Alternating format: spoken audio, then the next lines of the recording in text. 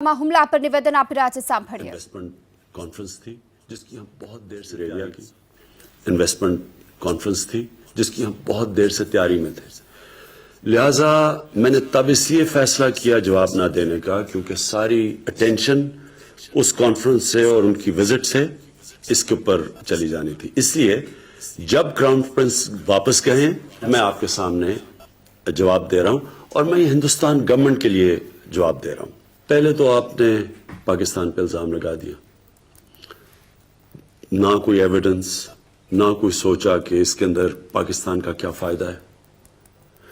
अगर पाकिस्तान इतनी अहम कॉन्फ्रेंस कर रहा था और इतनी विजिट जो क्राउन प्रिंस की थी जो हम इतनी देर से प्लान कर रहे थे, कोई अहमक भी इस तरह का वाकया करेगा अपनी कॉन्फ्रेंस को सैबोटाज करने के लिए। और अगर ये ना भी होती उनकी विजिट, पाकिस्तान को इससे क्या फायदा है? क्यों पाकिस्तान इस स्टेज के ऊपर जब पाकिस्तान स्टेबिलिटी की तरफ जा रहा है, हमारे पास हमने 15 साल की दहशतगर्दी की जंग जिसमें 70,000 पाकिस्तानी मारे गए हैं, एक दहशतगर्दी नीचे जा रही है, अमन आ रहा है, स्टेबिलिटी आ रही है, हम क्यों कोई इस तरह का, इससे हमें फायदा क्या है? और मैं ये भी सवाल पूछना चाहता हूं हिंदुस्तान की गवर्नमेंट से कि अगर आपने माजी के अंदर ही फंसे रहना है और हर बारी किसी किस्म का कोई कश्मीर में सानिया हो आपने पाकिस्तान को जिम्मेदार ठहरा देना है, तो बजाय ये कि आप कश्मीर का मसला उसकी तरफ कोई डायलॉग शुरू करें, आगे बढ़े, ये तो बार बार पाकिस्तान को एक व्हिपिंग बॉय बनाए रखेंगे आप। मैं आपको वाज़े तौर पे कह रहा हूं कि ये नया पाकिस्तान है, ये नई माइंडसेट है, नई सोच है। हम ये समझते हैं कि हमारे इंटरेस्ट में है कि ना हमारी जमीन से कोई जाके बाहर दहशतगर्दी करे और ना बाहर से आगे कोई पाकिस्तान में दहशतगर्दी करे। हम स्टेबिलिटी चाहते हैं। तो मैं आज हिंदुस्तान की गवर्नमेंट को ऑफर कर रहा हूं, किसी किस्म की आप तहकीकात करवाना चाहते हैं इस इंसिडेंट में कि कोई पाकिस्तानी इसमें मुलव्वस था, हम तैयार हैं। अगर आपके पास कोई एक्शनेबल इंटेलिजेंस है कि पाकिस्तानी इन्वॉल्व है, वो हमें दे, मैं आपको गारंटी करता हूं कि हम एक्शन लेंगे। और एक्शन इसलिए नहीं लेंगे कि हमें किसी के प्रेशर है, एक्शन इसलिए लेंगे कि ये पाकिस्तान से दुश्मनी कर रहे हैं। अगर कोई पाकिस्तान की जमीन इस्तेमाल कर रहा है, हमारे से ये दुश्मनी है, ये हमारे इंटरेस्ट के खिलाफ है। और दूसरी चीज, जब भी हिंदुस्तान से हम डायलॉग की बात करते हैं, हिंदुस्तान की प्री कंडीशन होती है कि पहले दहशतगर्दी की बात की जाए। मैं आपको ये कहता हूं कि हम दहशतगर्दी की भी बात करने के लिए तैयार हैं। दहशतगर्दी एक सारे खित्ते का इशू है और हम बिल्कुल तैयार हैं क्योंकि हम चाहते हैं कि इस खित्ते में दहशतगर्दी खत्म हो। पाकिस्तान वो मुल्क है जिसको सबसे ज्यादा दहशतगर्दी से नुकसान हुआ है। 70,000 पाकिस्तानी मारे गए दहशतगर्दी में। हमारा $100 अरब से ज्यादा नुकसान हुआ है दहशतगर्दी से। लिहाजा हम तैयार हैं आपसे बात करने के लिए।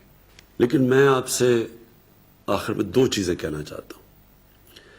देखिए, हिंदुस्तान में एक नई सोच आनी चाहिए, एक इंट्रोस्पेक्शन आनी चाहिए कि क्या वजह है कश्मीर के नौजवान उस इंतहा पे पहुंच चुके हैं जो वो मौत का उनका खौफ ही उतर गया है। कोई तो वजह होगी। क्या आप समझते हैं कि ये वन डायमेंशनल ऑपरेशन, जुल्म करना, मिलिट्री के जरिए मसला हल करना, क्या ये अगर आज तक कामयाब नहीं हो तो आगे कामयाब हो जाएगा? अगर आज अफगानिस्तान के अंदर 17 साल के बाद सारी दुनिया ये तस्लीम कर बैठी है कि मिलिट्री सोल्यूशन नहीं है और बातचीत से, डायलॉग से मसला हल होगा, क्या हिंदुस्तान में इसके ऊपर डिस्कशन नहीं होनी चाहिए?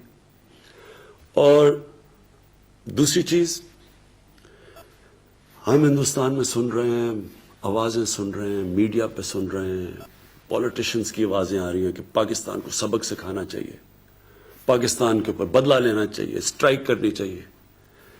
पहले तो कौन सा दुनिया का कानून किसी भी एक शख्स या मुल्क को जज, जूरी और एक्सिक्यूशनर बनने की इजाजत देता है? ये कौन से इंसाफ के निजाम में है? दूसरी चीज, आपका इलेक्शन का साल है और हम समझते हैं कि इलेक्शन में ये बड़ी बूस्ट मिलेगी कि अगर पाकिस्तान को सबक सिखाया जाए।